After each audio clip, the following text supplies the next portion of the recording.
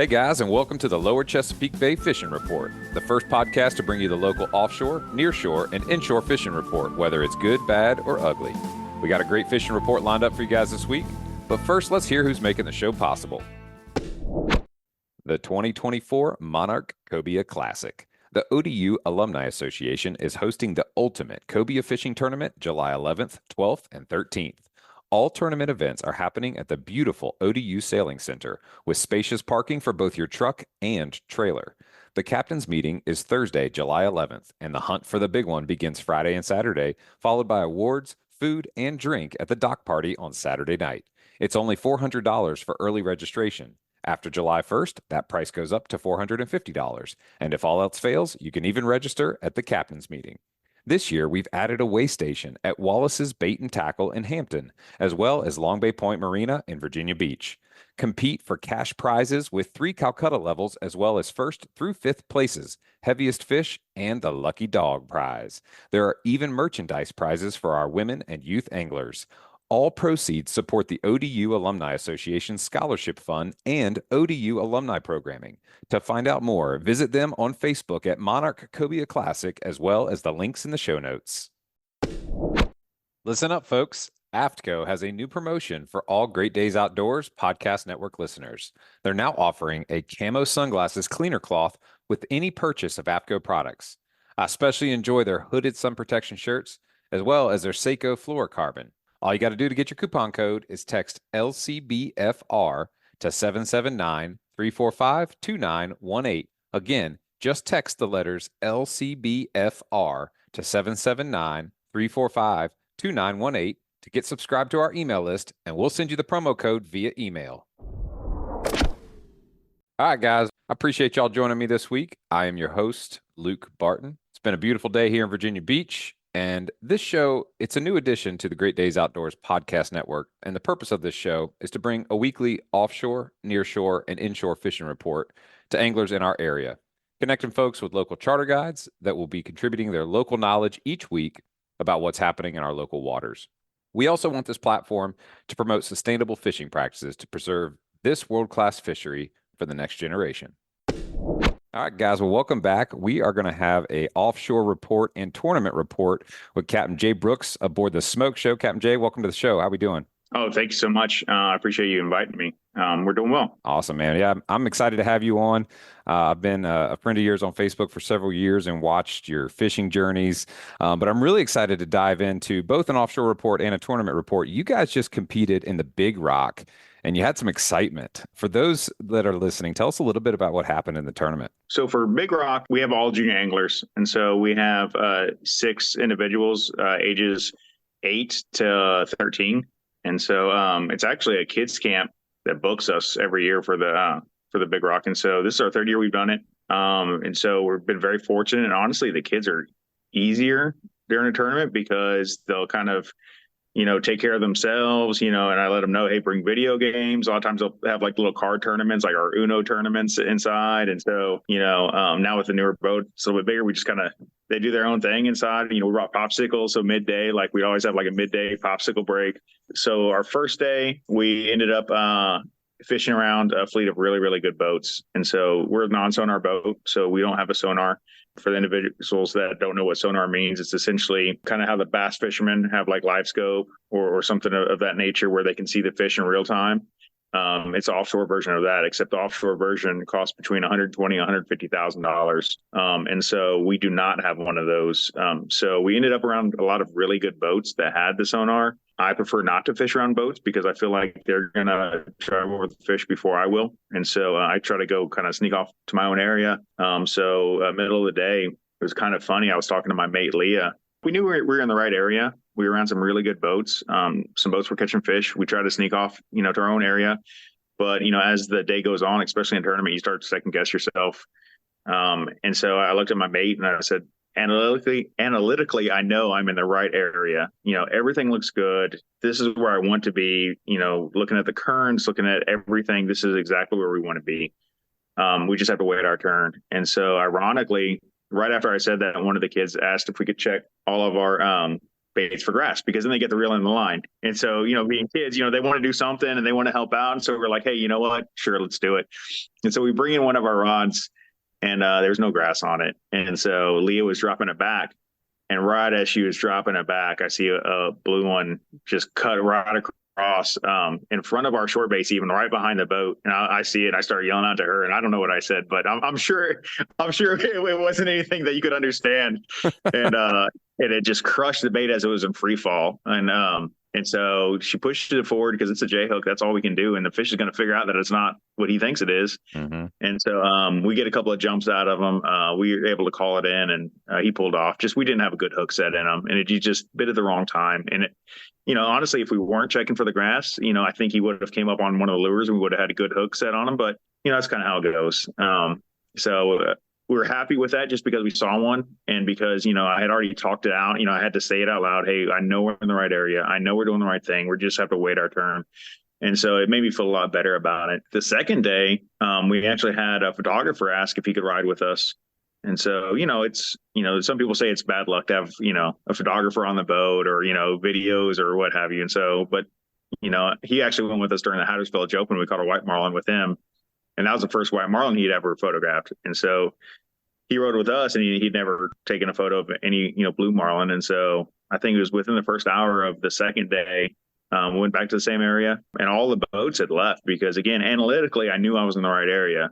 But I think there were so many boats there that, were going off feeling, and they saw other people around them catching, but they didn't catch. And so they just, they honestly, most of them went to the north, and the report wasn't really good from the north. And so, again, I just kept it in a turn right there. And before I finished my first turn, we hooked up. And so, again, all junior anglers. And so, they hopped on the rod, and they're able to switch off in this tournament. So this is not a non-IGFA tournament. And so the first angler on the rod was, an 8-year-old boy. And so, he got his shot.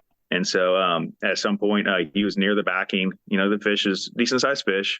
And so there's only so much drag we can really put on them, when you have an 8-year-old, and we had him in a legitimate fighting chair, fighting harness. I mean, it wasn't just, hey, we're fighting from the gun. We're teaching these kids how to fight, blue marlin. Like, this is, legitimate as far as what we're teaching the kids. So we're able to land that one. And so we got that one in, and I think that one came out to about 150 pounds or so. That's what we put it at. We went ahead and released that one, got a couple of photos for the kids, released that one, and just kept fishing. And the photographer is amped up because he got his first photos of a blue marlin. We're like, all right, well, now we got to get you a sail. We got to get you your slam on these photos. And so, but then I think it was right at 11 o'clock, we hooked up again. This one was a much, much larger fish. And so we took our time with that fish. And I think it took us about 40 minutes to get the second blue marlin back. And we actually decided to go ahead and measure that one because it was close enough and there was no third place fish at the time. And so we got a measurement on him, and it came out to a little over 300 pounds. And so 400 pounds is minimum. And so it was starting to get close. Like, sometimes you got to take a chance, especially if there's no third place fish, because you don't know how many fish are going to get weighed during the tournament. Mm-hmm. And so, I wanted to make sure we had a good measurement. I didn't want to say, hey, this fish is too small and then regret it, second guess myself later. So I wanted to make sure. So we got a measurement. It was a little bit too short for us, so we let that one go, which would have won us the daily if we were entered into the non-sonar division, which would have paid $28,000. And so, unfortunately, we're not in that division, despite my urging. But next year we will be, I'm sure. Yeah. So that actually put us in first place overall sonar going into the last day on time. If we were in that division, we actually would have came out in second place for the week. The next 2 days we fished no blue marlin. But again, with the kids, I have to, unfortunately, I have to manage what we do with the kids. So with adults, I can say, hey, we're just going to blue marlin fish. This is a blue marlin tournament. With the kids, I have to keep them entertained. And I have to remember that, at the end of the day, it's, between 8 and 13-year-olds, on board. And, if I just say we're just going to hardcore blue marlin fish, it's going to ruin it for them. And so, we found a grass line, ended up, I think we caught, a dozen dolphin. I think the biggest one was 6 pounds, which actually surprisingly was, almost won us a daily for the dolphin that day. Like, we almost won like $2,000 for that dolphin. I didn't know it after we weighed in. We left after, because we just wanted the kids to all take their pictures at Big Rock. Yeah. And we were leaving, and I hear them go through the top 2 dolphin for the daily. and we were number two. And I was like, you got to be kidding me. And that was at 6 p.m. So it was, they were almost done. Yeah. So we were probably, within 15 minutes of winning that $2,000 for that fish. So you just never know. Yeah. Yeah. And then our last day, we decided just to blue marlin fish. And, at that point, we're just really looking for the big one. And we just never got our bite. There was one bite right next to us. So again, I looked at my mate. I'm like, we're in the right area. There's no reason for us to leave if there's a fish caught, because there's no one else around us. And the one boat that was around us caught one right next to us. And I was like, okay, well, again, we're in the right area. Let's do turns in here. And we just never got a shot. I just don't think I ever drove over a fish the last day. And so, and that's fishing. And so you just have to hope that, you drive over more than you don't. But yeah, we ended up winning junior angler. She won a trophy. Last year we were second place. So that was a heartbreaker because they don't give a second place trophy. And so this year we finally won junior angler. We're happy for her. It was actually the same girl. So Emerson, she finally got her trophy. And then we also got second place for billfish, but again, there's no trophy for that one either. But yeah, we're happy with that. I mean, we fished the Hatters Village Open in May. Again, so there was 69 boats in that tournament. The majority of them were sonar boats. We ended up tied for 11th overall. I mean, that was a stacked tournament as far as the quality of boats that were fishing that tournament. So we're very happy with that. We caught a blue marlin, caught a white marlin, and we lost a blue marlin. So we're happy with that tournament. So we're showing to be competitive at least this year. And we're happy with that. And, we bought the boat to really blue marlin fish. And that's what we really like to do. We're ate up with marlin fishing. And so my wife likes to white marlin fish. I'll take anything with a stick on its face. So, so we're happy. It's just, we just got to, continue to grind and, hope that, we get another opportunity like we had, last week in the future. And so if we do, then I think we'll capitalize on it. So, but again, we made core memories for the kids. They're going to take that with them, backing into Big Rock. They're going to talk about that for the rest of their life, even if they don't book us next year. This is the third year we did it with the kids. They have, a lot of fun, and again, they're easier to deal with than the majority of our charters because, they take care of themselves. They bring their own snacks. They're happy. For the most part, they don't get seasick. And so, and they love it when it's rough. The rougher it is, the more fun they have. They'll literally ask if it's going to be rough. When I tell them it is, they think it's awesome because then I can hear them in the dang salon when we're running, like you over wave, and I can hear all of them jump because they think it's like a trampoline.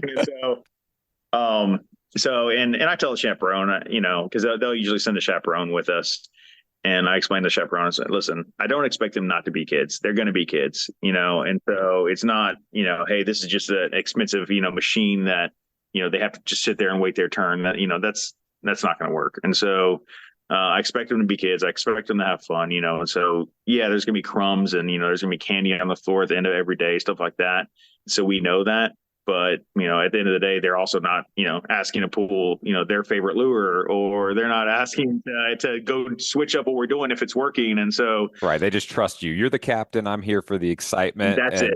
Yeah. And they probably take direction well, too, in terms of like not over muscling something or, why isn't the fish biting or whatnot. I also thought it was really cool that on the third day, you're like, hey, guys, I'm not going to force you to play Uno for 8 hours straight. We're going to go jump on a grass line and get some mahi and get some excitement going. And I was following the Big Rock tournament on social media and they ate it up, man. They were so stoked to post all these pictures of these kids holding these little, peanut dolphin. It was adorable. And I think that was a testimony to the smoke show and what you guys are doing.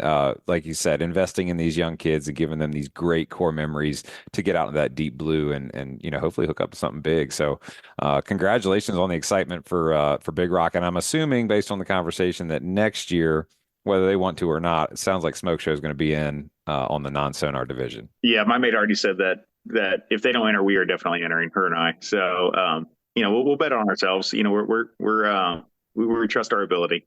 Yeah. And what would that payday have been if you had been entered? So the first day for the daily would have been 28,600, and the overall second place weekly would have been right around, I want to say 51,600, something like that. And so, yeah, it's a tough pill to swallow, but we had opportunity, and hopefully we'll have another opportunity in the future. I think you will. Just tell the kids' parents, like, hey, look, this could be the start of a great college fund. Just put up the money. Let's do it.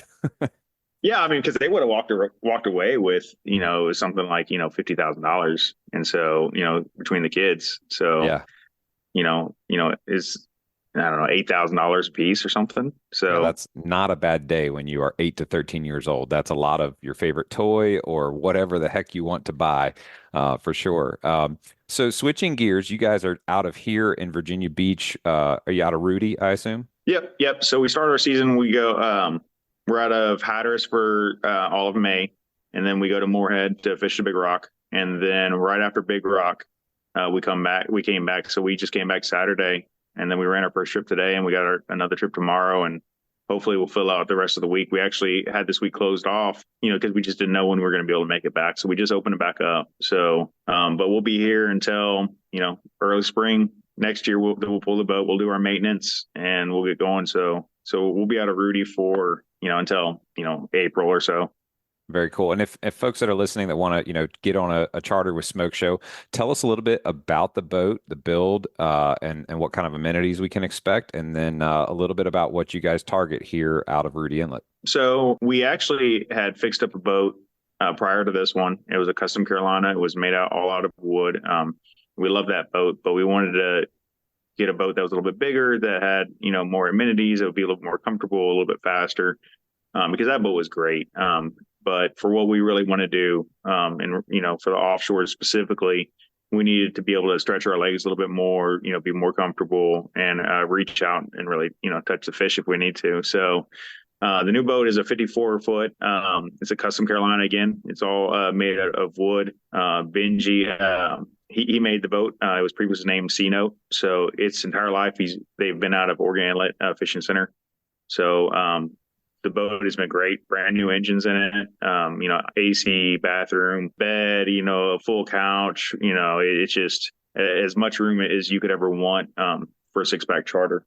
And so we're very, very happy to have it. I mean, my mechanic just can't believe the numbers that we're getting out of these engines, because she's a fast boat. But how many days can you run, 28 knots, in the mid Atlantic? So I'm not afraid to pull her back and, and say, hey, we're going to be comfortable above, everything else. And so, but yeah, we were very, very happy with the way that she performed, especially, during tournament fishing, because then everyone was like, wow, she really does raise fish. And so, because that's a big superstition, right? That I think most fishermen have, like, well, is this boat going to actually raise fish? Because, when we sold the last one, specifically the people buying it said, hey, this boat raises fish. We know this boat catches fish. And so, and with this boat, we knew previously it had caught fish, but she had brand new engines in her. So we didn't know with the new engines if she was still going to be able to, keep up that hum, as they say. Mm-hmm. And so we've been very fortunate. We've actually got a ton of flatline bites on her already. So they're not afraid of the boat. We had a mate step in and help us out on the very last day. They wanted to go out. And so I said, okay, well, you can ride with us. And they came back. They said, why is everything so short? I go, just where we get bit. And so everything's right next to the boat. And so we're very fortunate that we don't have to run all of our stuff, all the way out there, because we're getting bit right here, less than 30 feet away from the transom. And so we're, Wow. Especially when we're talking about a blue marlin, coming up, like we're happy to see that. So they're not afraid of the boat. They like the way it sounds, and Yeah. out there so far. I think recently we talked with Zach Castro on Not Tugging about, harmonics and how that raises fish. And good friend of mine, Butch Theory, that runs the Alabama Saltwater Fishing Report down there out of South Alabama. He was telling a story about, his dad's boat growing up with these big Detroit diesels and the knock they had, and how things changed when they repowered and actually got a little bit worse. So I think, knowing that you guys, got this boat, repowered it, and are still, seeing it raise fish, I think we can all agree at this point, it's not myth. It is certainly fact that, based on how you run the boat, the harmonics of the engines, et cetera, it does have a profound effect on whether fish become curious and want to come up and check it out or not. Yeah. And I think that's absolutely right. But as far as, our fishing goes here, and, it's going to be real similar to, I'm sure, what Zach and the guys with Flying Fish, So inshore, I really don't target cobia. So if someone really wants to target cobia, I'll let them, go on a cobia specific charter just because they can target them a little bit better than we can on our big boat. But for inshores, Spanish mackerel, ribbon fish, if we get lucky, we find a school of drum, stuff of like that. And so really I look at that as, just getting your feet wet, specifically for kids or even adults that, just want to relax, like, spend a couple of hours in the water. It's not super intense. We're all pretty laid back about it. Obviously we're going to do whatever we can to get a bite, but it's not like offshore fishing. And the way that I describe offshore fishing is, it's really relaxing until it's not. And so, and when it's not is when we're catching. And so, and that's my explanation to people. And so, and it's super addicting. I mean, once you catch your first billfish, it's just, for me, that's all I ever wanted to do. Once we caught our first, we had a center console. And once I caught a sailfish off that, it was a 21-foot king craft, and it was game over after that. Then I got a contender, and then we still couldn't get out there during the rough days that the sport fishing could go. So then I had to get a sport fish. And then there was days where I was like, wow, I'd really like to have a couple more feet in front of me. And so now we are where we are. And so I think Randy Ramsey of Jarrett Bay had a quote, and this isn't going to be exactly what it was, but I used to have it written down. It's essentially the blue marlin will essentially make you, sell everything and spend all of your money chasing it for the rest of your life. And that's why I explain to people, I'm like, my boat's worth more than my house is. I mean, I don't know if that's a smart, smart move, but it is what it is. And that's how we live our life. And that's, what we chase. And so offshore, obviously, we have marlin and hopefully we have a pretty good white marlin season. We're due for it.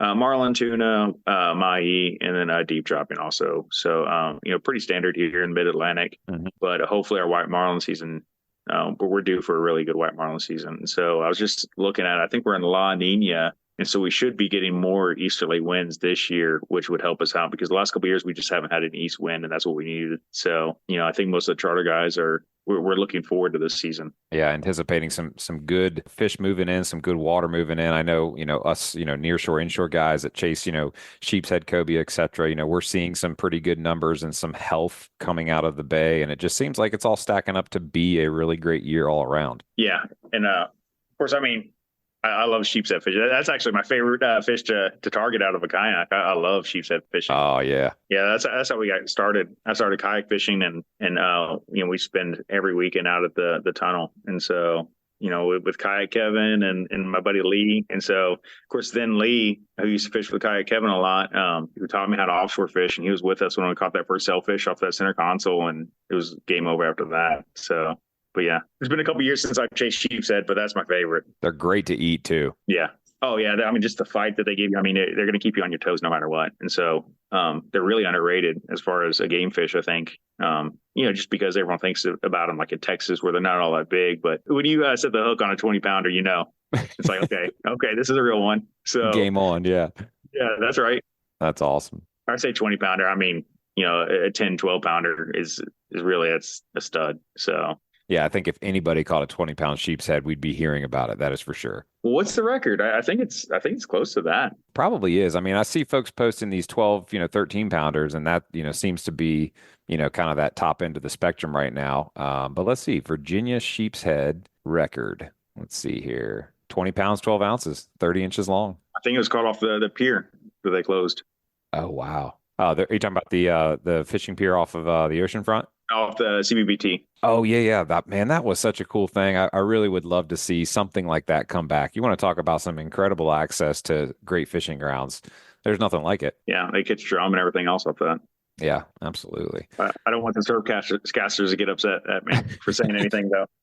So I'm excited to hear more from you in the future once you guys, get going here with your mid-Atlantic season, going out of Rudy on that beautiful 54-foot boat. I'm looking at pictures of it now. It's absolutely gorgeous. It's got a queen-size bed in it, you said, AC, probably plenty of room to put your snacks, whether you're, 8 years old or 68 years old. So if folks want to connect with you, Jay, and get aboard the Smoke Show for a charter, what's going to be the best way to get in touch with you and book that trip? So they can go to our website. It's www.smokeshowsportfishing.com, and that's the easiest one. because then they can enter all their information. They can enter the date, what they want to do, and then my wife will specifically reach out to them and make sure that they're making the right choice.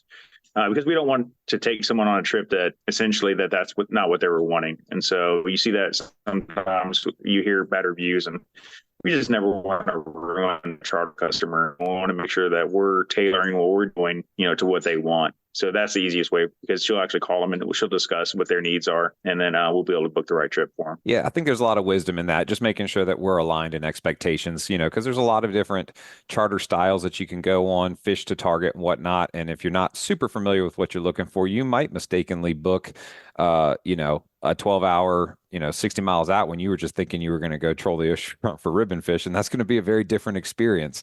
I'm glad to hear you guys do that to make sure that your customers are getting what they're hoping for and expecting, and that everybody's having a great time while on the boat. So Captain Jay, again, thank you so much for your time and sharing about your experience at Big Rock and what you guys did with those junior anglers. We look forward to hearing from you more in the future and learning more about your charter business and what you guys are doing, and hopefully watch in the future when you compete in more tournaments. Yeah, I appreciate the opportunity. Thank you. Yeah, man, we'll have you on again. And folks, that's going to wrap up our offshore segment. Y'all stick around. We're going to hear from this week's sponsor, Hilton's Offshore Charts. The days of heading out and blindly looking for good fishing areas are pretty much over. Don't waste time and money on fuel searching for fish. You need the most recent, highest resolution images to not only know where to go, but where not to go.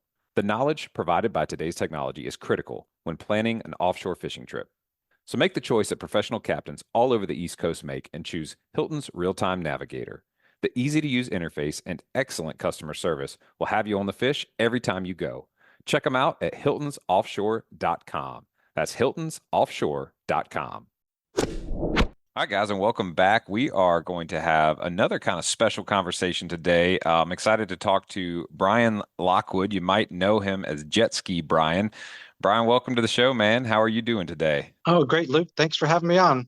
Yeah, man, it's an absolute pleasure. I've followed your stuff for several years. I know you've been down to the Bahamas for a while living. You've been through some crazy stuff down there. You're back here home in the Lower Chesapeake Bay doing some fishing. But yeah, man, I just want to, for those tuning in and listening, tell us a little bit about your, intro into jet ski fishing, and then maybe a little bit of a fish story from this past week or so of your fishing trips. Sure. I got into jet ski fishing, I'd say kind of accidentally. I've always had boats. I've owned 7 boats over the years. I lived on a 34-footer for 5 years, and my wife and I moved to Pocosin and kept the boat at the house. And we're in the summertime, we'd see jet skis running around and say, "Oh," we both said to each other, "That would be great to have a jet ski and maybe just go cool off every now and then in the summertime." So that's how my first jet ski was just a used old Polaris that I bought. And maybe a couple months after I had it, I figured, hey, instead of dropping the boat in the water to go catch some croakers and spot for tomorrow's cobia trip, maybe I'll just take the jet ski out and go catch some. It'll be a lot easier, it'll be quicker. So that's how I started. At first, it was just to have a jet ski to cool off on. Then I used it to catch bait. And then I started gradually going a little further, saying, well, shoot, it's not that far to York Spit Light. Oh, it's not that far to the Eastern Shore. So I kept venturing further on my little jet ski. And I had that thing for maybe a year and a half before I realized I really enjoyed it, because I was losing gear and rods and rigs. I put a net under one foot and a rod under the other and run across the bay and break stuff and lose stuff. So I finally decided to buy one and rig it and have it rigged for fishing. So that's how I started, was just gradually got into it.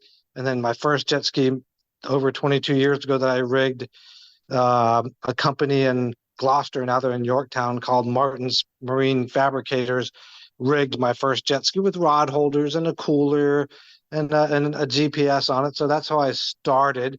And over time, I've had probably 10 jet skis over the last 20 some years, and Wow. just constantly modified and added and changed and sold them and bought new ones. And this year I bought another brand new Sea-Doo that Sea-Doo in the last couple of years has come out with some fishing models. So I decided to buy one of their almost fishing models and make some modifications to it to make it more fishable for me. And the same company that did my first one 20 years ago like I said, Martin's Custom Structures modified and did some pipe work for me on this one. They're still in business and they're still modifying jet skis as primarily boats, but they do jet skis too. Man, that is so cool to hear of like the whole evolution. And you really kind of pioneered it while you were just kind of focusing on a little bit of fun in the sun and maybe a croaker or two. But to see that you started doing that 20 something years ago, and now fast forward to today, Sea-Doo, one of the biggest, jet ski manufacturers out there, is putting out, fishing models of jet skis. That's really remarkable. And in your opinion, as somebody who used to boat fish that now jet ski fishes, what would you say is like maybe the number one allure or draw to fishing from a jet ski versus a boat for you? Well, the pros and cons of both. For me, I enjoy now, after having for 20 some years taken friends, families, customers boating. After a long time of doing that, after a while, it's kind of nice just to go out by yourself. It's a lot easier and quicker to clean it up. It's a lot, I can fit it in my garage. It's a lot more economical from a fuel standpoint, especially now everything's 4-strokes. My first jet skis were all 2-strokes and got half the mileage of what a current 4-stroke gets. The downside is you're not going to take your family out on the jet ski to go fishing. It's going to be you and maybe your wife or your brother, but that's about it. And every now and then I'll take my sister or my brother and my wife. She likes to cruise around with me, not so much fish, but she'll go with me, cruising around. But from a fishing standpoint, I can catch just as big a fish as most anybody else on the jet ski as you do a boat. And it's almost easier to get a big fish onto my jet ski than it is on my boat by myself, if that makes any sense, because it's right there at the water. And I really just got to get a couple inches from the water to into the jet ski. Yeah, I can picture, you're right there. It's not a huge movement. You're not taking that fish vertically too far out of the water. You're just right there, get that net in, and then boom, that thing's in the boat, or excuse me, in the ski. So talking about some of these modifications, thinking of a baseline jet ski, we've got a steering handle and the seat, and that's pretty much it. What are some of the, key components to your jet skis when you put one and build one to your specs the way you like it? Talk me front to back. What are some of the key things that you've put into place on this jet ski to make it fishable? Sure. You and I are talking, of course, and we can see each other and your listeners can't, but, my very first jet ski, which you see right here, my first big jet ski that I said those guys did for me 20 some years ago. I still have this one. It's on its 5th engine now. Wow. And, it's 20 some years old, and this is my newest one, a Sea-Doo Explorer. Okay. Sea-Doo makes a model called a Fish Pro, but they also make an Explorer, which is almost the same as a Fish Pro. I chose in this case to buy the Explorer because there were some unique things that it had, like, for instance, a windshield, and the Fish Pro did not. But basically, to make a PWC fishable, you really just need some rod holders, a cooler, a fish finder. That's the main things you need just to be able to go out fishing, is to be able to see the bottom, know how deep it is and what the contours are like. You definitely want a fish finder, a GPS, of course. Everything these days comes with combination GPS fish finders, a cooler, a big cooler or a small cooler. It just depends on what kind of fishing you're doing. But the rod holders are a necessity. A cooler and a fish finder makes it very fishable. The actual footwells of a PWC are pretty big. My big jet skier is big. This one is pretty big. You can put about an 80-pound, 90-pound cobia on either side of the footwells on a PWC. Then whether it's a tuna or a cobia or a wahoo or a mahi, you can put a pretty big fish in it. And now, of course, the fishing models have these extended transoms, and you can put bigger coolers or extra fuel to go further.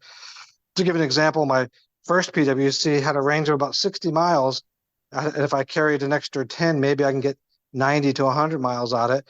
The newest jet ski I have now, that's a 4-stroke, gets about 100 miles if you're not going super fast. And if I carry extra fuel, another 10 gallons, I can go 150 miles. So it's has a pretty good range. Yeah, I mean, you could go to the canyon and back. Yes, and I've been to Norfolk Canyon on one of my PWCs. Get out. I left from Hampton and followed a friend's charter boat and a guy named Pete years ago. And yeah, it was a 16-hour day on the jet ski. And Yeah, I caught some mahi and some tilefish, and I've only done it once. I've been there dozens of times on boats, and I just wanted to do it once on the jet ski, and I have. And I've been to the Fingers, I've been to the South Tower, been to Triangle Rex, of course, Chesapeake Light Tower. I go to Hatteras every now and then, but predominantly I'm around Chesapeake Bay and off at Pocosin, Virginia. That's really cool. You just mentioned Hatteras, and I was thinking of this earlier when you were talking about, pros and cons of a jet ski versus a boat. And I thought about that, how easy it is to put a jet ski on a trailer and shoot down to Hatteras and run out for that, maybe early cobia bite in April, or, jump out. The drop is only 30 miles down there as opposed to our 60 miles up here to get to some deep water. So that's another cool advantage is, ease of just throwing it on the trailer and go fish somewhere you want to go. Yes, and it really takes the seas very well. And I always give it as a comparison. If you've ever watched some of these big surfing competitions where people are surfing these monster waves, it's a jet ski that has taken that surfer out to those big waves and retrieving them. So they handle the seas very well. Once you're used to driving it properly. I'd rather be on my PWC in a 4 to 7 foot chop than I would be in a boat, because you're driving it differently. You're constantly on and off the throttle. I'm not trying to jump over waves. I'm just trying to, go whatever speed is comfortable for me, depending on the conditions. So you mentioned those bigger conditions, and the first thought that comes to my mind, I've been on a jet ski before and I've flipped a jet ski before, and it really wasn't a big deal to flip the jet ski back over. Add these, coolers, rod holders, maybe some structure and whatnot. Do I still have that same, safety and insurance built in by rolling it back over, or is it a little bit more challenging? I'd say knock on wood. I personally have never rolled a PWC, but then again, I'm driving it more like a boat than I am out there getting crazy. Yeah, my first little jet ski, I'd go out there and jump waves, and I'd come off of that a couple times. But the bigger models like the Explorer or the Fish Pro or my original Yamaha SUV, virtually they're very, very stable, especially if it's just one person. If you have two people, two big guys, or three people, it does become on the edge of instability. But just by yourself, I've never felt like I was going to roll one of these PWCs. But I have had over the years friends of mine and people I know that kind of did it overkill on their modifications and put tops on them, really big coolers, and kind of made it unstable. But so long as you don't do something like that, the way they come now, they're big enough and they're very, very stable. That's cool to know. Yeah, I mean, I'm just picturing like maybe some tough conditions, some fast current, and then you're also maybe hooked up to a 90-pound tuna. What would be the prospect of a rollover? But it sounds like if you're distributing your weight properly, building it properly, and just being mindful in general of how you're operating the PWC, you're going to be pretty stable on that thing. Yeah, and you got to remember you're kind of sitting down most of the time, so it's not like you're standing. You can actually fight a bigger fish a little easier. The only downside is a lot of big fish come to me faster than they would on a boat, and so cobia come to you green, tuna, wahoo come to you green. So you almost have to play them a little bit before you try and put them on the ski. Now, in years past for cobia fishing, I could gaff a fish. Now I can't gaff it. So it does make it a little bit more difficult being by yourself, trying to get a big fish like a cobia into a net. In years past, I could just gaff it, throw it into the footwell and kind of stand on it. So now it's a little more awkward trying to get a big fish by yourself into a net, but it's doable. I mean, I'm picturing this like dance going on. I've attempted to net one myself before off my boat, but I'm on a stable platform and I've got a rod in the net. There's a lot of stability there, but I'm picturing it on a jet ski that I'm imagining it can be challenging even by yourself, especially if it's a 60-pounder. But it sounds like you've got some secret sauce there that you've figured out how to just kind of finesse them right there into the net. Yeah, you get used to it, trying to deal with fish in different manners. And here in the bay now, it's cobia season again, and I'll start trying to catch those here in the next month. I don't really get into it as much in the beginning of the season because obviously most people are sight casting or chumming. And for me, when I'm on the jet ski, I can see cobia and fish on the surface sometimes, but most of the time I'm casting to turtles, to rays, to bait, and to buoys. And 90% of the time, I don't even see the fish before I get hooked up. So it's definitely a different way of doing it. You just have to find things that make it work for you, and not having a tower. And yes, I have chummed from the jet ski and caught cobia from the jet ski, but it's a more awkward. Well, hey, Brian, it is the lower Chesapeake Bay, and you see all kinds of contraptions out there sight fishing for cobia. It wouldn't surprise me to see some sort of a contraption built onto the top of a jet ski one day, but hopefully that's not going to be you. No, no. Yeah, well, this is my first PWC when you talk about contraptions that I had a Minn Kota trolling motor added to this PWC, and it really made a big difference for me. There was a company in Gloucester, Waypoint Marine, Hmm. that rigged a Minn Kota spot lock trolling motor on my PWC, and it really has helped me wreck fishing and tog fishing. Not so much sheep fishing, but for togs and wrecks and things like that, the trolling motor spot lock is really, just like for everybody else on a boat, really been a game changer for me. And I'm not losing all the anchors. I can be exactly where I want to be, or jog to the left or the right. So it's really a beneficial thing for me on the PWC. Plus, if I'm not going to use it, I just pull a couple pins and unplug it, and I don't take it with me. Like cobia fishing, I wouldn't bring the trolling motor. Right. I thought about that earlier, picturing, I've driven jet skis before several times, and you kind of have reverse, but, not as, controllable as forward is. So I was thinking about you trying to fish around the bridge or fish on a wreck and wondering how that would work. So yeah, that spot lock has to be absolutely a game changer for you. Yeah, yeah. And this year, sheep's head fishing, I've caught quite a few sheep's head over the years. And, everyone fishes for them in their own way, whether it's deep water or shallow water. And for me, most of my sheep's head has been, I'm catching togs and I'm catching sheep's head. So I never really focused on sheep's head. But this year, with this new PWC that I have, it drives totally different than my other PWC. It used to be you had to put the jet ski in forward or put it in neutral or reverse manually with a lever. Right. Now, all the jet skis, this one included, the Sea-Doo, is all fly-by-wire, and all the controls are in the steering. So I Oh, can literally it looks like a throttle on both sides. So on one side is a throttle, on the other side is another lever. I just bump that, and it goes into neutral. So when I yeah. start the Wow. PWC, it's in neutral. I just touch a lever, it goes forward. I touch another lever, and it goes in neutral. And this PWC also has 9 trolling speeds on a separate button. So I can troll anywhere from 1 to 12 miles an hour just by pushing a button and setting it 1 through 9. So for me to sheep's head fish, I can put my nose right behind a piling, put it in neutral, and just every now and then bump it forward at the slowest speed and then bump it in neutral, and it can keep me directly behind pilings, and I can focus on sheep's head. Wow, that is really cool. I mean, the technicality that you figured out in order to do that is pretty spectacular. Again, kind of pioneering this, jet ski fishing thing and turning it into something where you can go out there and basically do everything the boats can do, including go out to the canyon and back. So, talk to me a little bit about, what have you been catching this past week? You mentioned sheep's head and tog. Where have you been successful with those? I've been focusing pretty much anywhere from the pilings off of the second island all the way to the pilings around the third island.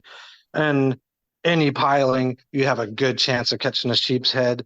A lot of people think, oh, there's only certain ones that the fish are on, but literally, I think I was out 2 days ago. I caught 13 sheep's head up to almost 12 pounds, Wow. and I move around. I'll pull up to a piling, drop, down 50, 5 feet at a time, 5 feet at a time, right behind a piling until I feel like I'm getting a nibble or a bite, and I'll keep it at that depth. And if I don't get a bite in the first 3 or 4 drops, I move to another one. Hmm. So with the PWC, it's a lot quicker. I'm not trying to be anchored or tied up or spot locked. I can just easily cover a lot of pilings in quick order until I get a bite. So, usually once you get a bite, you might catch 2 or 3 fish off that same spot. And so it definitely makes it easy to fish for certain species in that manner, like sheep's head. So that's my 14 and a half pounder. It's the only mount I have. Wow, that's a beautiful mount of you said 14 and a half pounder Yeah, yeah. That was a couple of years ago. off your jet ski. That's amazing. Off of one of not this jet ski, but one of the jet skis. But But yeah, it's fun. It's really a fun way to get out.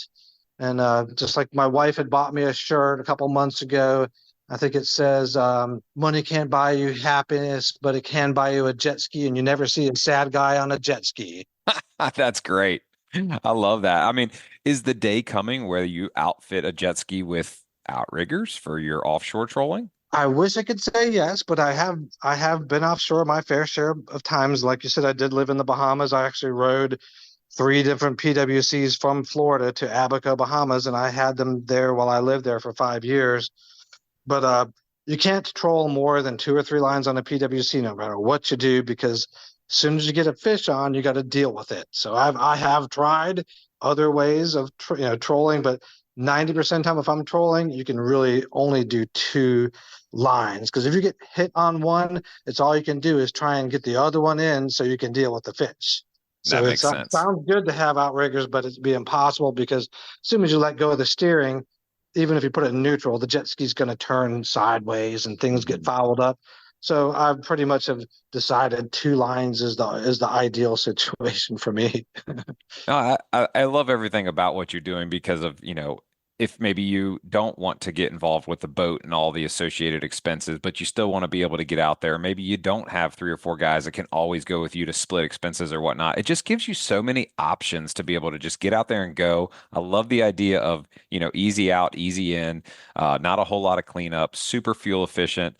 Just seeing all kinds of advantages to jumping into jet ski fishing. And if folks want to, if I'm new to it and want to start doing it, is there any local resources here in the Lower Chesapeake Bay area that you can maybe direct folks to go check out jet ski fishing? There's no real clubs yet, but there are a couple Facebook sites. One of them is Coastal Jet Anglers.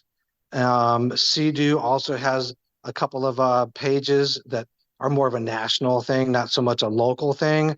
But if you Google jet ski fishing, there's a couple of different Facebook pages that come up, and one of them is Virginia's Jet Ski Fishing and Coastal Jet Ski Fishing.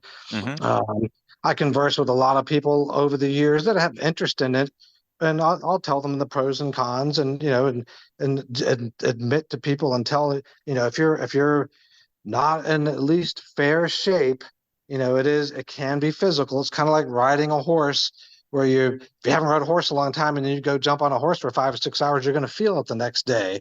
Right. But if you're riding the horse or the jet ski every other day, then it doesn't bother you as much. But yeah, Hmm. there are some local resources, and like I said, I've answered many questions over the years. I've been fortunate to have been interviewed in almost 60 different publications. I was on Animal Wow. Planet, National Geographic, and on Florida Sportsman a couple times, talking about jet ski fishing and taking their host out. So but yeah, a lot of people are getting into it, especially since Sea-Doo and Yamaha also has a fishing model. I would say Sea-Doo is a little bit ahead of Yamaha at this point, so Hmm. far as the amenities and the things they've added to their PWCs to make them dedicated for fishing. But Hmm. but you don't have to buy one of the fishing models. Like I said, you can just buy a PWC, put some rod holders on it and a cooler and a fish finder, or you buy one that's already rigged up like the Fish Pro or some of the Yamaha models. It sounds like my best option would be to wait for you to get excited to buy a new model and then buy your used jet ski from you. Yeah, a lot of people have done that. Because then I know it's going to be right. Because if Jet Ski Brian fixed it up, it's going to probably be right. But I mean, I'm looking at your Facebook page, and it's like it looks like a consortium of fish species. So it confirms the fact that there are no limitations to what you can do on a PWC when it comes to targeting different species. And here in the Lower Chesapeake Bay, you've got so many different species to go after. I'm looking at what looks like a 45-pound dolphin that you're holding down in Abaco, Bahamas. I mean, goodness, we could sit here and probably listen to you tell us fish stories for days of your experiences out there. So a couple of those Facebook groups, I know recently I saw, I'll find it and put it in the show notes. It looked like there was a rental, like a specifically jet ski fishing rental that has just recently opened. Thanks for saying that too. There is one company here in Newport News, Virginia, that I know of, out of Deep Creek Landing Marina. They actually rent PWCs, the fishing models. Hmm. They either rent them just for running around and having fun, or you can rent them and have them, and they'll rent you fishing gear, tackle. the jet skis are already rigged up for fishing, but that's out of Deep Creek Landing Marina in Newport News, Virginia, that they rent those PWCs. Perfect. Yeah, I'll drop that in the show notes. I mean, I think if anybody's listening to this, that's either maybe going and getting charters from time to time, or, trying to pier fish or shore fish, but really wants to get out there and do it in a safe and kind of easy introductory way, hopping on one of those rental jet skis would certainly be a cool way to experience, what I'm hearing you say is just the joy of getting out there and having that adventure. It's kind of you versus the sea on a PWC. It's true. That's a good way to say it. Yeah. It's we should trademark that. Yes, yes. My little motto used to be, "There's nothing like being pulled by a fish," on a PWC. So it's The old sleigh ride like those kayakers get. yes. But I always say, if you're going for a sleigh ride, your drag's probably just a little bit too tight. Well, Brian, I'm also curious, where did you catch that name Jet Ski Brian? Did it just happen one day, or did you?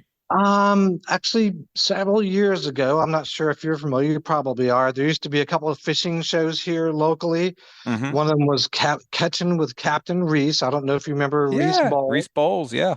Yes, and there was another one, Fishing Tidewater. Don Lancaster had a radio show as well, and I had hosted on the Fishing Tidewater Don Lancaster show several times in years past when the show was still on the air.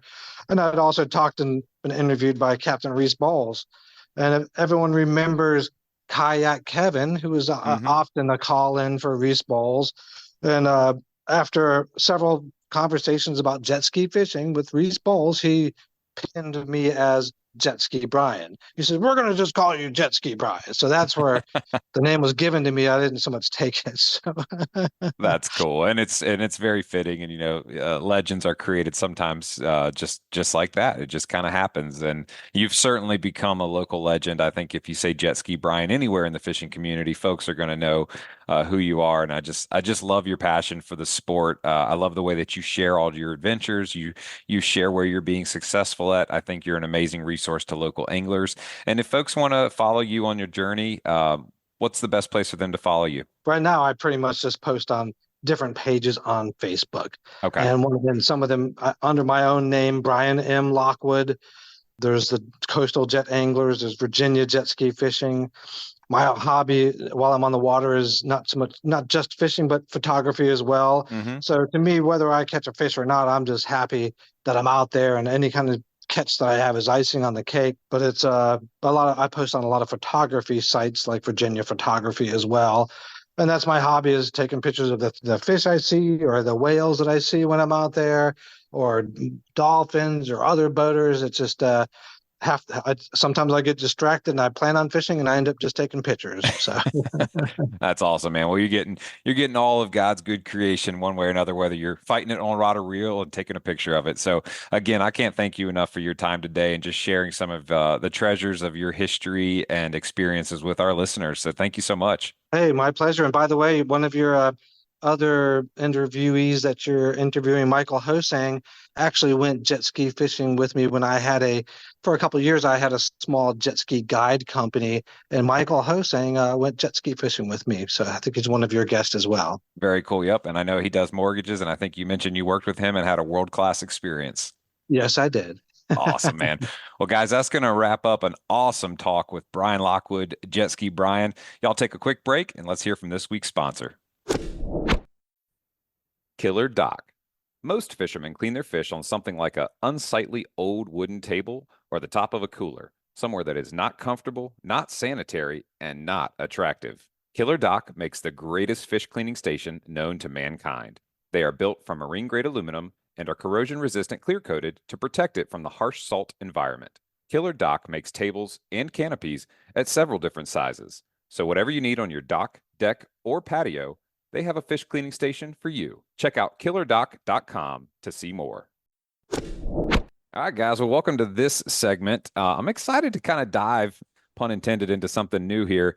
We're talking with Michael Hosang, who is he's a very advanced spearfisher here in the Chesapeake Bay. Mike, welcome to the show, man. How you doing? Very good. How about yourself?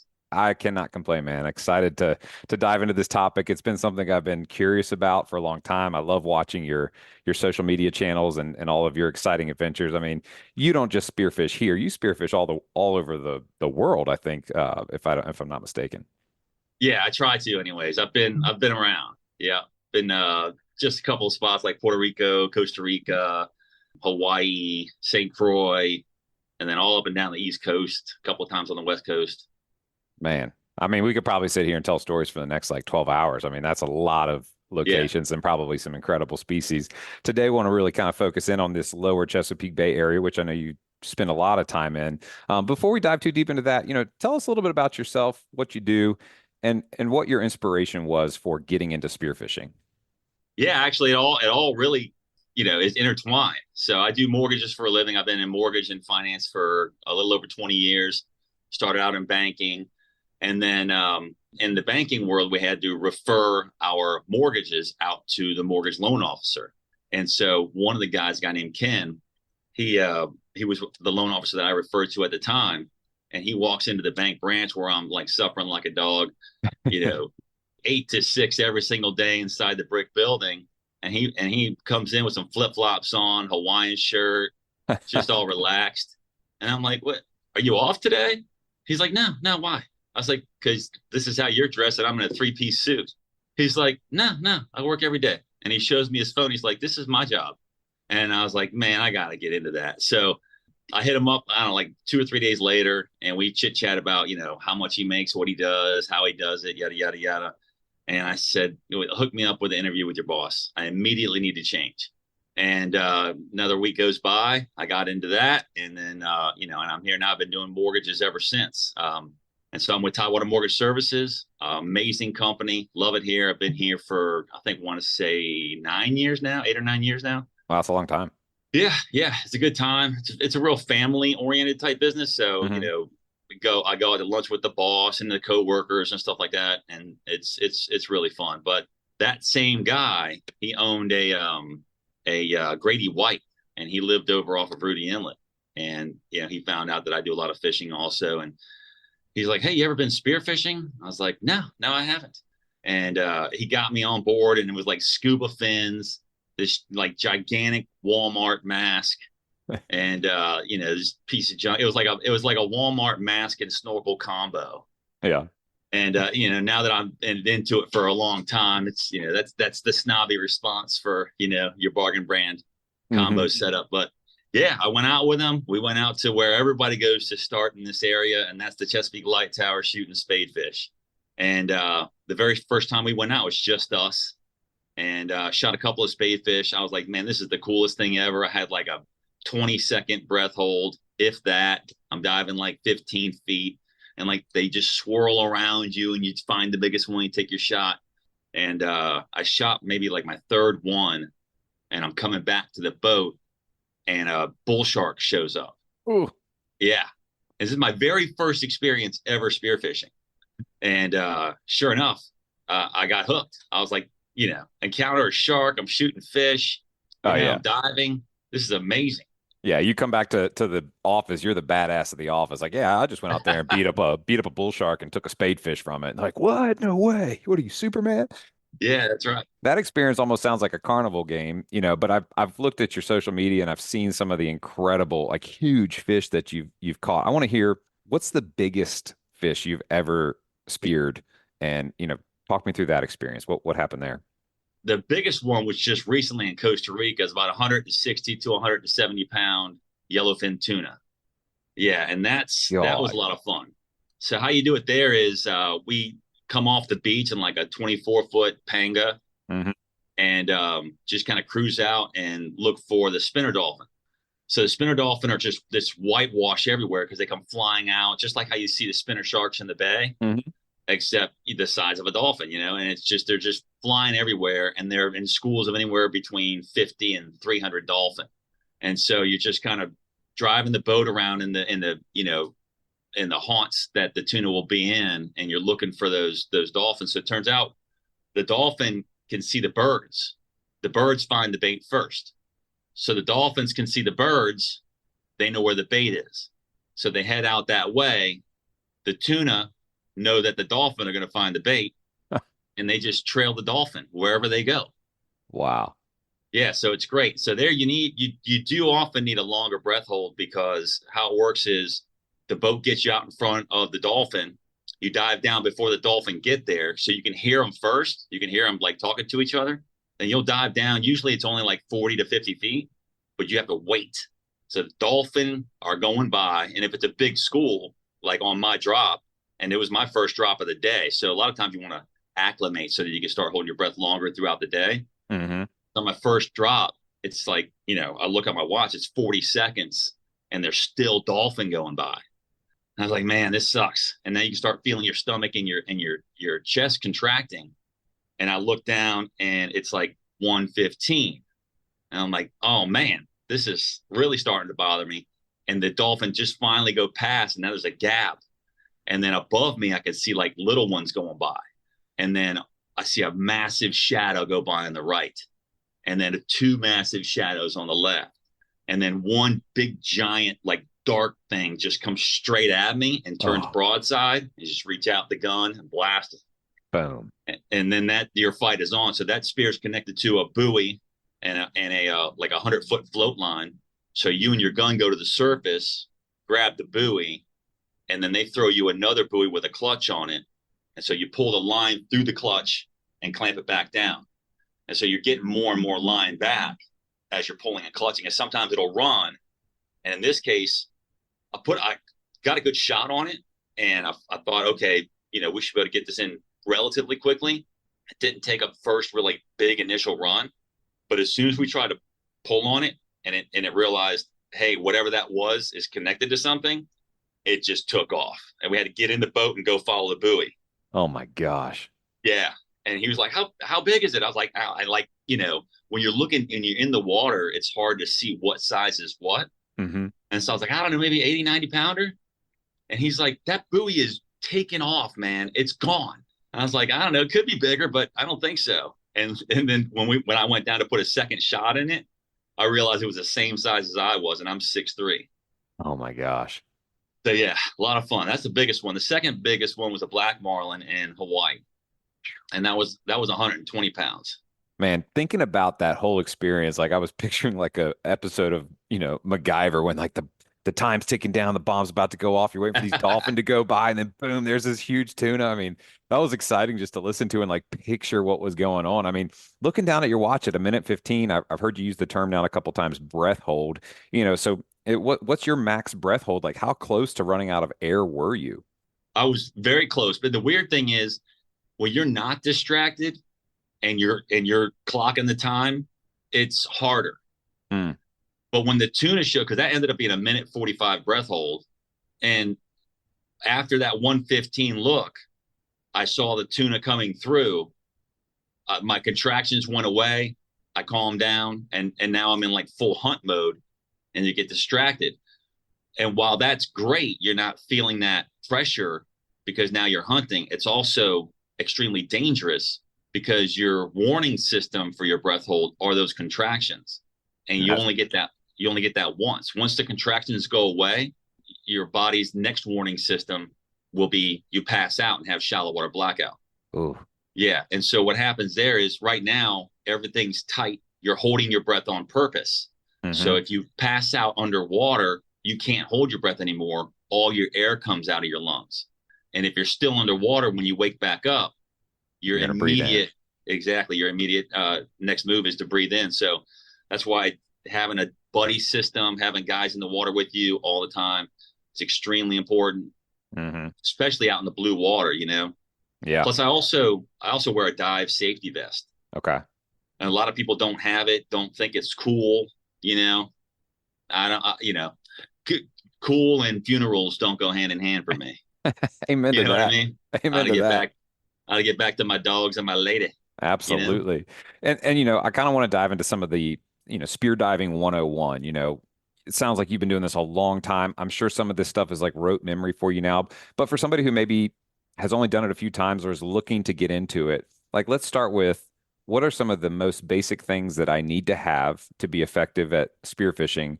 And then we're going to dive into some safety protocols. But like, starting off, I want to start spear diving. What's the first thing that I should get, or things? Yeah, so you want to get, a good low volume mask and snorkel, something usually that's a little bit more flexible near the mouthpiece because you constantly have to spit it out and put it back in. So mask, snorkel, fins, absolutely a full body wetsuit. You see a lot of guys that do, they're in the water with their board shorts, especially around our bridge, like with your hand. Yeah. The barnacles. The Right. barnacles are so bad. They're loaded with bacteria. The bay water can have bacteria depending on the day, if there's red tide happening, yada, yada. I wear a full wetsuit, hood and all, and gloves for sure. And that doesn't matter. That's not, I get cold very, very quickly. So I usually have a thicker millimeter wetsuit than any of my buddies. But all my dive guys also wear, full wetsuits as well, because it's all about, you got to protect it. Right. What millimeter would you recommend for somebody getting started?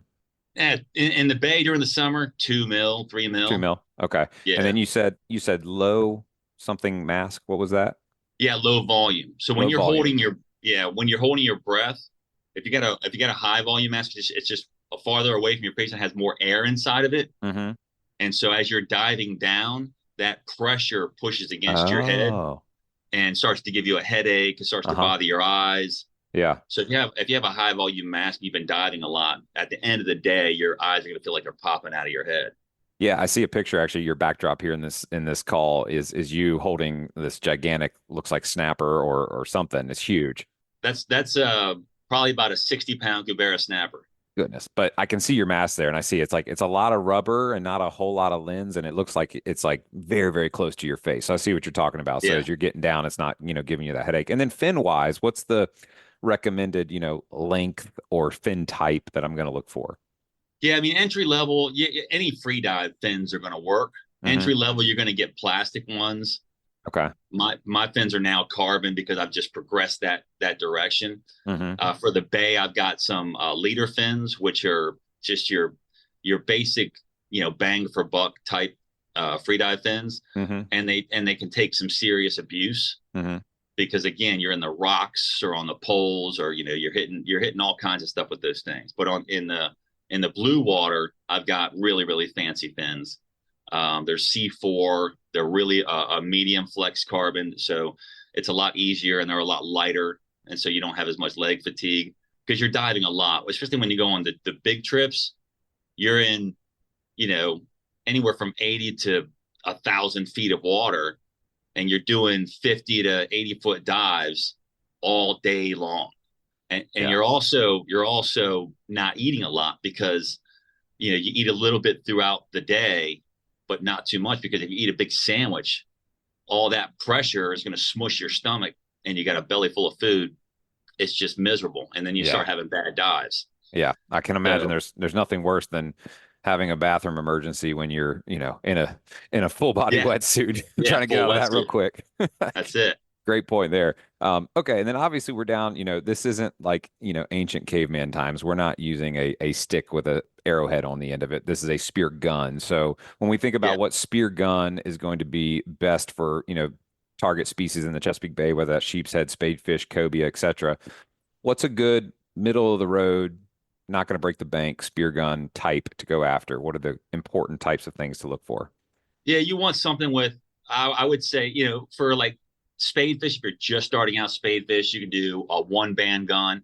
Mako is a local guy. His name is Dano. And the dude's got just an obscene array of different guns for different levels.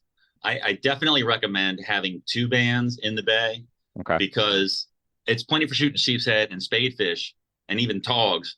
But if you see a big cobia, you're going to want to be equipped if you accidentally run across one. Like, we go out and target them. But if you're not targeting them and you're shooting, big spadefish or whatever off the poles or whatever, and you see a monster cobia come by and you got a little 1-band pea shooter, you're gonna shoot that thing. It's gonna like dink off the side of its head, or you're gonna injure the fish and then lose it, and then also lose your gun. So I recommend 2 bands and then also having a reel. Okay. Because if you have a reel on your gun and you shoot a big cobia and it takes off, you can get back up to the surface as line is being pulled out. I mean, I've seen, like, we have the Virginia Beach spearfishing Facebook page, and everybody and their brother's got a GoPro. And I've seen plenty of times where somebody has shot a cobia and they just got their tether from the front of their gun to the back of the spear, and they're trying to bring this thing up and they can't. I think about fighting a 50-pound cobia with a rod and reel. You could easily fight him for 20, 30 minutes. That thing sounds to the bottom and he stays there. A lot of times they'll hug that sand and it's impossible to get him up. Mm-hmm. And so, and they swim for a living, right? So you don't. No doubt about that, man. And you're right. They are one solid muscle. And, I think so. What I'm hearing you say is both for the importance of safety, but also the ability to keep your equipment and that fish. Be ready with two bands and get don't scrimp on the gun. Get one that has a reel on it. And if I'm understanding correctly, the difference between one band and two bands, probably sounds silly to say this, but it's like the difference between like a 38 special and a 45 caliber gun. It's just that much more, feet per second or whatever impact, power to get that spear through that fish all the way, hopefully, hit some, vital organs or something along the way, and then, be in that fish. So I've got my gun, I've got my carbon fins, I've got my low profile mask, my fancy little, easy, flexible snorkel. Now I want to go out and try to shoot something. I'm on a boat, I'm on a jet ski, I'm on a kayak. What are some of the important safety things that I need to make sure I have with me to go do this activity, this sport safely? Well, for starters, somebody else that's doing the same thing, especially if they're, if you're going in together, you don't want to have two green guys going in, not knowing what they're doing. So you want to have somebody that knows what they're doing, has done it plenty of times before. Like the guys I went with, one of the guys' name was Patrick. That guy, he'd been doing it for a long time as well. And so that's kind of how I learned. Got it. I lost my mind, of course, and just took it to a whole other level. But yeah, you want to go with somebody that's experienced. And I definitely recommend if you don't have to go do a free dive class right off the bat. If you want to go to the Chesapeake Light Tower, it's hard right now in the very beginning of the season for spadefish because there's 80,000 boats out there. Right. Yeah. And there's always like that one guy that doesn't like you shooting fish while he's not catching them because now the jellyfish are in and they're not eating your clams, And so they're going to want to start throwing sinkers at you. Now that's never happened to me. Come on. but I have heard the stories. Well, yeah. That's why you wear a wetsuit, so those sinkers just bounce right off you. They just bounce right off. Now, normally what I'll do, and you always, if I'm passing by a boat, I communicate with the boat. You know what I mean? Because you don't want to build enemies out there. You want to build friends. Yeah.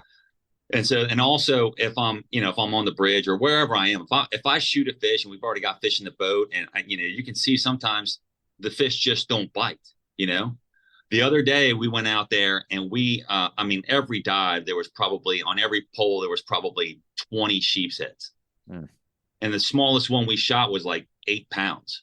So it's very, very rare unless we have like some massive barbecue coming up or something like that where we need a bunch of fish. Extremely rare we shoot our limit on sheeps.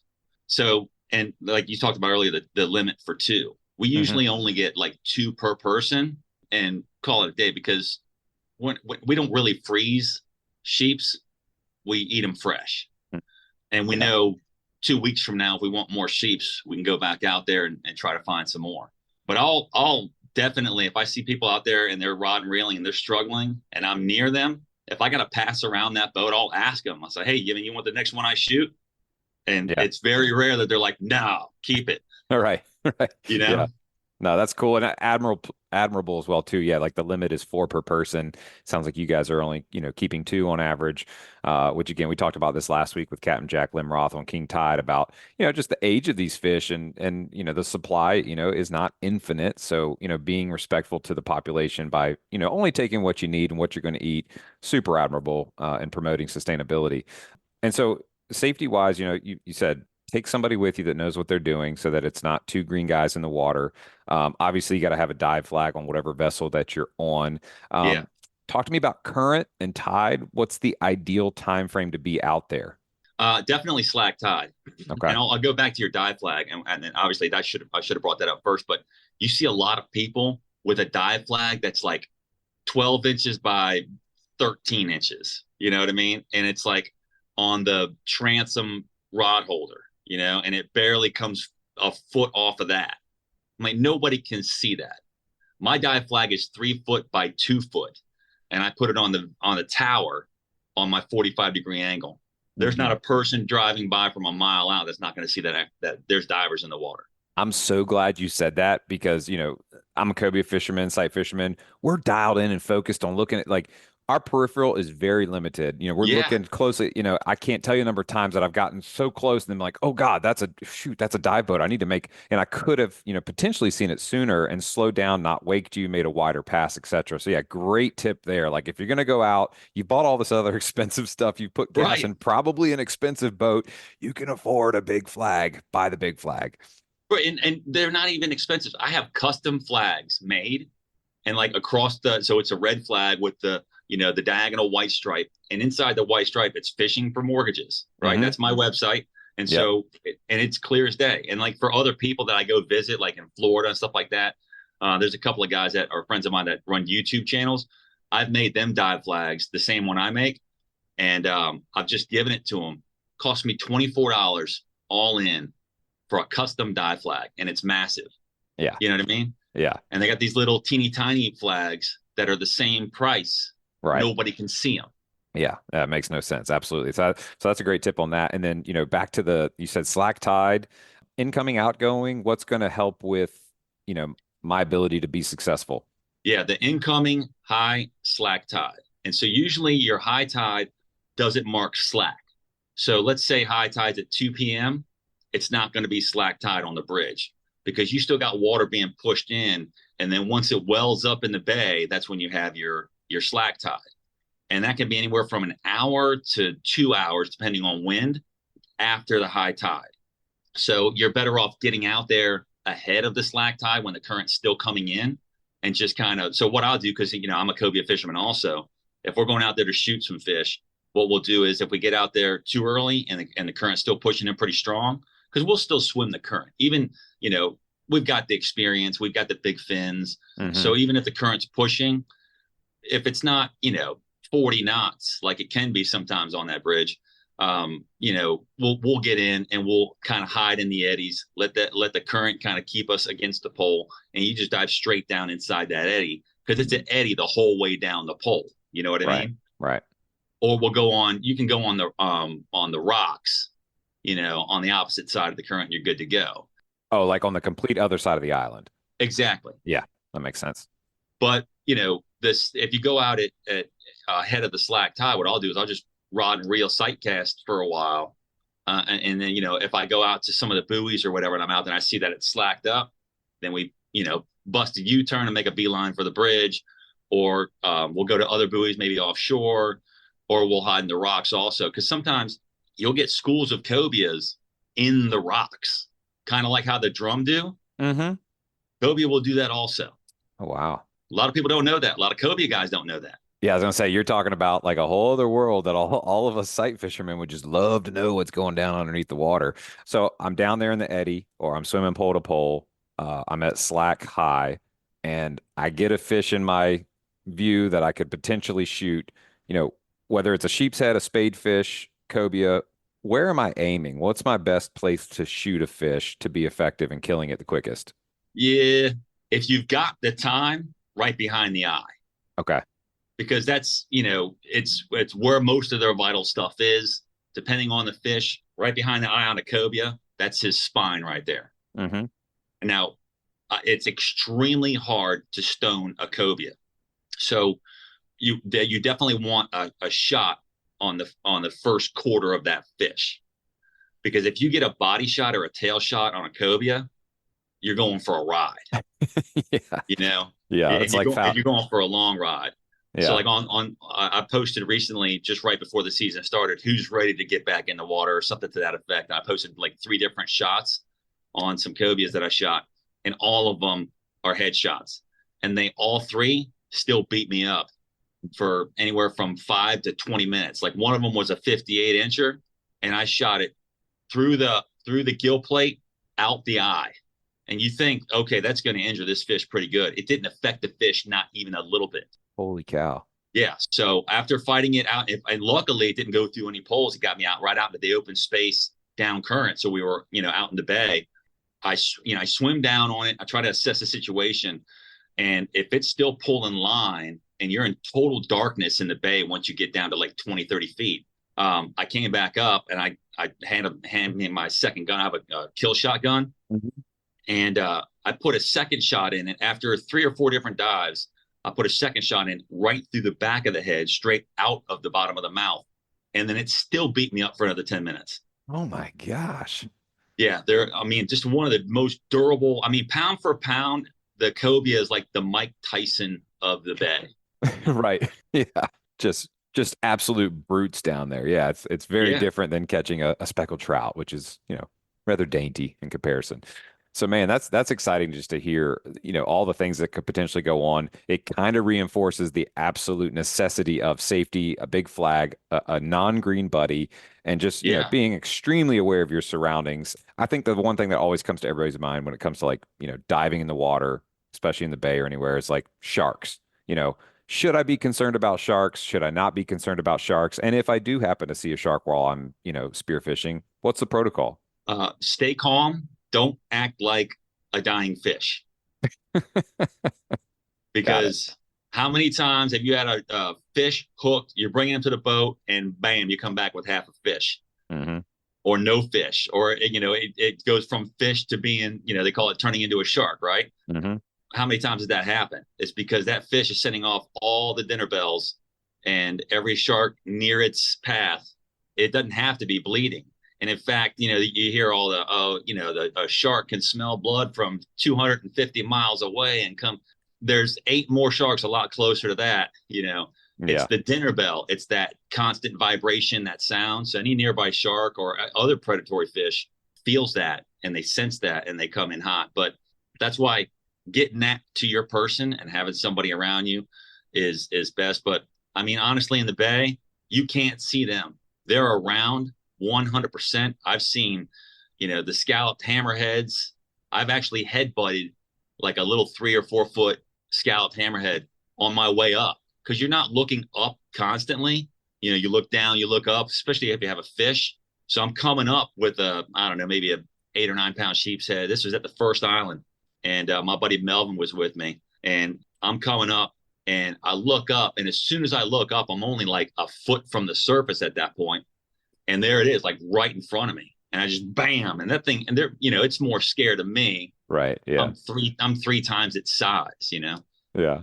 But as far as big sharks, you definitely have a concern out there, and you want to pay very close attention, especially if you're fighting a fish. You don't have to have it right on you. And if you shoot a big fish and you've got somebody that's in the boat that can horse it to the boat, especially if you have a good shot and that shot is well placed and you're not going to lose it if you do horse that fish, just have them horse it to the boat, and get it over the gunnel. Everybody's out of the water. The fish is out of the water. You can do that as well.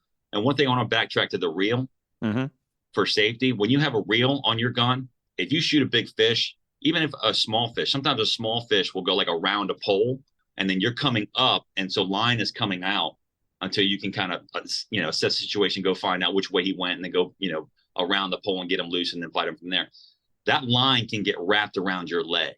It can get wrapped around your dive knife. It can get wrapped around your arm or your weight belt or whatever it is. If a big predator grabs that fish and takes off, it's going to take you the opposite direction that you swim, and your mask is going to come off. Your snorkel is going to be over here. You're not going to have taken a big breath hold because it's a total surprise. So line management is extremely important.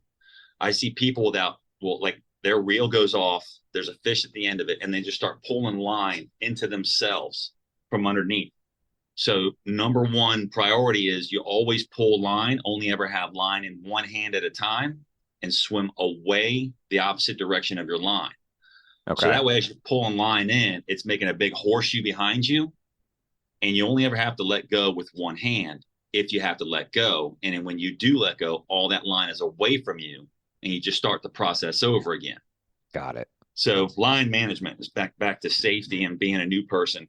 And again, I've seen it, on the Facebook page, on those videos, you get people just pulling line back into themselves and potentially a life-threatening situation. And I heard you mention something that I'm glad I heard you say, which is dive knife. I think that's obviously critical to have on board, because if you get in that situation and you are getting dragged in the other direction, your only way out would be potentially, a dive knife. I mean, I just Yeah. last weekend had a total goof up in a docking situation with someone, and next thing you know, their bow is swinging out, with the wind and the current. Their stern is attached to the dock, and there's a freak out moment. Fortunately, a knife was nearby, able to cut that line and reset the situation. But yeah, I mean, a knife is so critical to everybody being safe. And then, that kind of leads me into my next question, which is going to be, when we get that fish to the boat, you get in the boat with them. What's your next process? Are we taking that spear out? Are we gutting it? What do you guys typically do for processing those fish once you get them in the boat? Yeah. If it's a big fish like a cobia, for example, the little fish, usually before I get to the boat, I've brained the fish, I've cut the gills, so you bleed the fish. And a lot of rod and reel guys don't do any of this. But this, as far as processing the fish, like right away, when you brain the fish, the body is still moving, it's still pumping blood. So you brain it so that way it's not flailing all over the place. And on a sheep's head, if you pinch a sheep's head eyes, that fish stops moving immediately. So you pinch his eyes, you brain him with a knife, and then you cut the gills, and that bleeds the fish. So I do all this in the water, and then I cut the underbelly, and then take all the guts out of the fish. So right away, you're going to have super clean fillets. When you're at the fillet table or at the fish station, when you cut open a cobia or a sheep's head, there's blood everywhere. But on the cobias especially, and just I'm anal about having a clean boat. Yeah. Yeah. Austin, every single time I see Austin at the dock, he's like, your boat is so white. Because his isn't. That's funny. But yeah, so what I do is if I got a cobia, I put him head first in the bucket. If he's not already dead, of course, I put him out of his misery. Either, I get the club out or I'll put the knife in his noggin. It also depends on where I've shot him. Because if you put the knife in his noggin and you shot him through the face, you might damage your line. Right. So if it's like that, then I'll club him. He's out cold. I put his head in the bucket, the Fishing for Mortgages bucket, by the way. There you go. And then I'll gill him inside the bucket so that the bucket's loaded with blood. You know what I mean? And then I'll take him back on the back of the transom there, and then I'll gut it, and all the guts go in the water from there. But again, when you get to the cleaning station, you start filleting that fish. You're not going to have guts and like that green bile that comes out of their bellies getting into the meat and all that stuff. So you want to brain, gut, bleed the fish. And then as far as storing them in ice, a lot of the times the fastest way to cool the fish is having ice in the belly, just like what the tuna guys do. You know what I mean? So that's what we do. And if you put a little bit of salt water in with the ice, it's even that much colder. Like a slurry. Yeah. Because salt water and ice is actually colder than just ice. Right, because the freeze point of salt water is below the freezing point of that makes total sense. Man, there's so many great tips packed into a short segment there about how to get out there, how to do it safely, what the right gear to have is, some of the swimming and tide strategy, where to shoot the fish, awareness of sharks and what to do if you do encounter one, what to do once you get that fish in the boat to ultimately get to the dinner table and have an exciting and delicious meal with some super clean meat. I remember several episodes ago, Bill Pappas Jr. on Playing Hooky, recommended never rinse your fillets. Let the cook, get any last little bit out of it because it can kind of, make some, weird texture on the fish. All those things come together. I see Jack Limroth, putting his sheep's head in buckets too to keep the boat nice and clean. So I'm just, super grateful to have had you on the show to talk through all the things that somebody new to spearfishing might want to understand before they get into it. And if somebody does decide to get into it, what are going to be some of the best resources on maybe social media? You mentioned a group. Where should I go looking if I'm wanting to get into this a little bit more seriously? Yeah, I mean, you can obviously look up spearfishing on Facebook or Instagram and you'll find it all. There's also, you got local guys that do spearfishing charters, Kraken charters, for example. He does spearfishing and freedive and scuba. Okay. So he's a good resource to have to take you out there and kind of show you the ropes. There used to be another charter, I can't remember the name of, but I don't think they're doing them anymore. So he's primarily the one few operations that are around. But then, the Facebook page, Spearfishing, it's Virginia Beach Spearfishing. Okay. You can go there, ask any questions you want. No question is a dumb question. No matter what, there's always going to be that guy that's like, got the wonderful, colorful comments. Yeah. But for the most part, somebody's going to get in there and tell you, give you an answer that you're looking for and help you out. Very cool, man. Well, this has been so educational for me. And again, just hearing these stories about these 160-pound yellowfin tunas and almost running out of breath. And, MacGyver's about to come busting through the door before things explode. And the next thing you know, you're coming up and you got that thing on the boat. I mean, it's just such a cool experience listening to you share, man. So thank you so much for your time today. Guys, if you want to get up with, Mike, a local fisherman, local spear fisherman, and also does mortgages. Nobody better to work with than a fellow fisherman. So definitely reach out to him. I'll drop his number and email in the show notes, along with his social channels, so you can find him there, Fishing for Mortgages. Mike, thanks for being on the show today. Yeah, man, I appreciate it also. And don't forget, when the bridge season and the buoy season and the rocks start happening, we're going to get you in the water. You and Austin. Austin's terrified of getting in the water. I'm getting both of you on my boat. And our 2 fish limit's going to come from you guys. I can't wait. This should be exciting. I mean, I know Austin's seen more sharks in Florida probably than any human being on the planet. So I can't wait to watch him get in the water knowing that there are sharks nearby that he can't see. He's going to be terrified, but he's going to get hooked. It's going to be awesome. Well, guys, that wraps up an awesome segment talking about spearfishing in the Lower Chesapeake Bay. Y'all stick around. We're going to take a quick break. Fish bites. Whether you're hitting the bay to catch bait fish using the traditional scent strips, or fishing the rivers or marshes for speckled trout, red drum, and flounder, Fish Bites has something for you. Family owned and operated in St. Augustine, Florida, they pride themselves on making reliably consistent fishing products for anglers of all ages around the world. Fish Bites baits and lures are made with pride in the Sunshine State, USA. Check out the full line of scented saltwater and freshwater baits at fishbites.com. All right, guys. Well, welcome to this What Did You Learn segment. Thinking back to what Jay Brooks was saying on board the Smoke Show when they were fishing in the Big Rock, a couple things I keyed in on was, that challenge when you're fishing a tournament. And we just had the Cobia East Cobia tournament this past Saturday, and it was, some difficult conditions. But, when you're out there and you're fishing and you got a game plan, but then things aren't happening, just how nerve wracking and kind of brain racking that can be to, decide on what you're going to do to either stick to the plan or try to switch it up and do something else.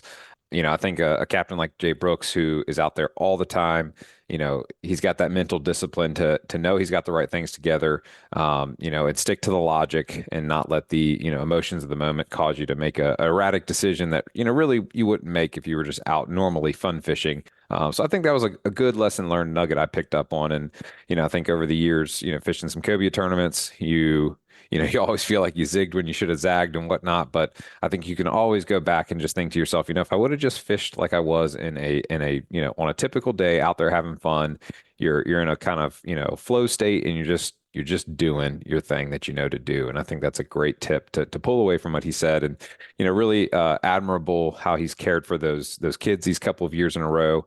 And hopefully they do something cool in the Big Rock next year or other tournaments. I think that would be pretty spectacular to win a big check with just a couple of, kid anglers on board.